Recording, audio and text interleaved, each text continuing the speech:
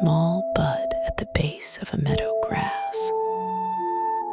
A tight closed flower bud, pale and round and no bigger than a pebble, resting among the tall swaying grass. The bud was easy to miss, one small pale sphere among 1,000 green blades.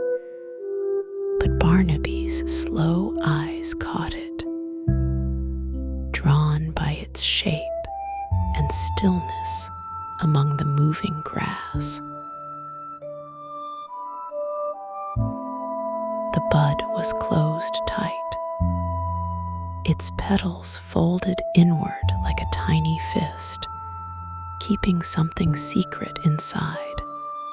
Barnaby watched it quietly, wondering what was hidden within that small pale sphere, what the night would reveal. The bud contained a mystery, a promise of beauty that was not yet ready to show itself, a secret being kept from the world until the exact right moment.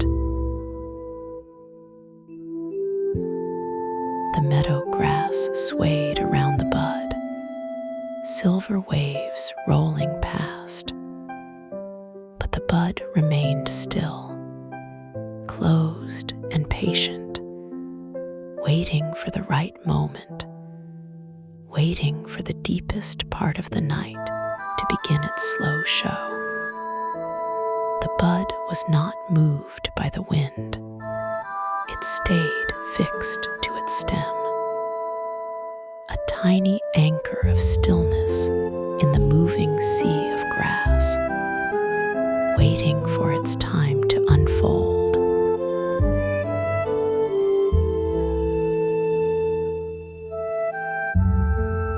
And then it began, the slowest, most beautiful opening Barnaby had ever seen. The bud's outer layer shifted, just a fraction, and the very first petal began to unfold. The movement was so subtle that Barnaby almost missed it. A tiny tremor in the pale surface, and then a crack appeared, the first sign of the beauty that was about to emerge from its closed chamber. The petal emerged with infinite slowness, uncurling from the bud like a sleepy finger stretching, pale and translucent in the moonlight, catching the silver light and holding it softly, a secret finally being shared.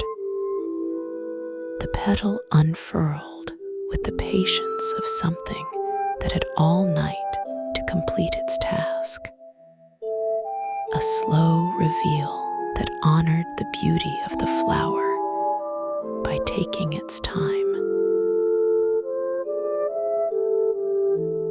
Barnaby watched without moving. The flower was opening at a pace even he could appreciate. No rush, no hurry, just one petal at a time, the most patient blooming in the meadow, a lesson in taking your time. The flower understood that some things could not be rushed. That unfolding was a process that required patience and trust and the courage to reveal yourself slowly.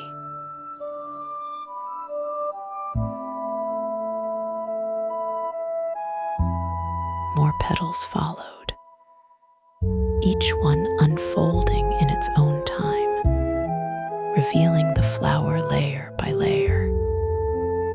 The blossom was pale white with a hint of silver, glowing faintly in the moonlight like a tiny star that had landed in the grass.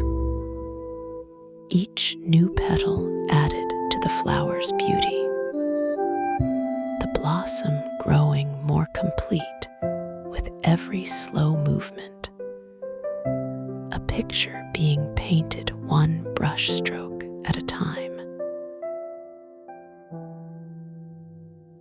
The flower opened wider and wider until it was fully bloomed, a perfect midnight blossom, round and luminous and peaceful, the kind of flower that only opens when the world is quiet and the stars are out, a secret kept just for the night.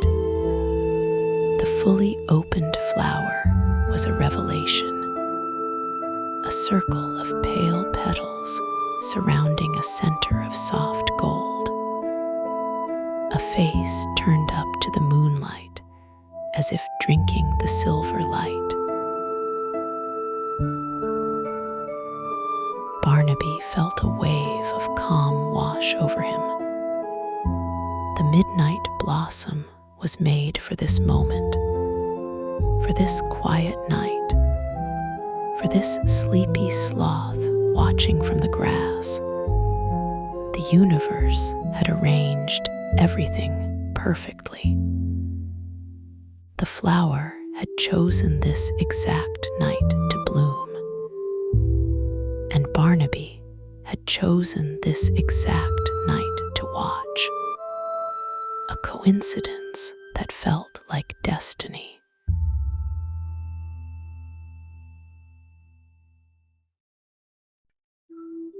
The midnight blossom seemed to glow, not with light exactly, but with a soft presence, a gentle radiance that made it stand out among the dark grass, like a small moon resting on the meadow floor.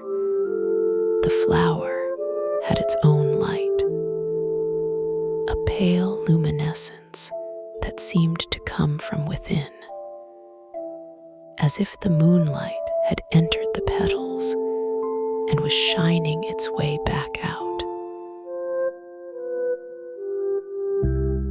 The petals were impossibly soft, each one curved perfectly, catching moonlight and reflecting it back in the gentlest way. The blossom was a mirror for the night sky, a flower that reflected the stars back at themselves. The flower was doing the same thing as the pond in the forest, holding the sky in its own way. Each petal, a tiny mirror curved to catch the light from a different angle. Barnaby's eyes grew heavier.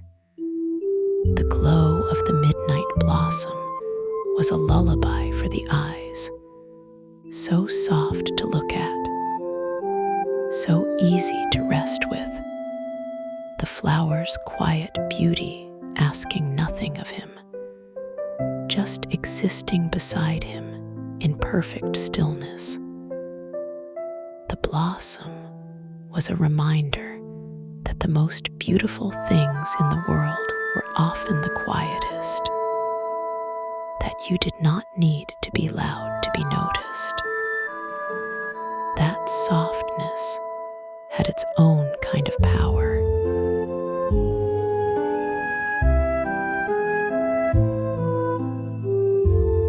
Barnaby fell asleep beside the midnight blossom, his small body nestled in the tall grass, the flower glowing softly beside him. Two quiet creatures sharing the meadow night, one sleeping, one blooming, both beautiful in their own ways. The flower had opened itself to the night, and Barnaby had closed himself to the world, both of them doing exactly what they were meant to do in the quiet hours before dawn.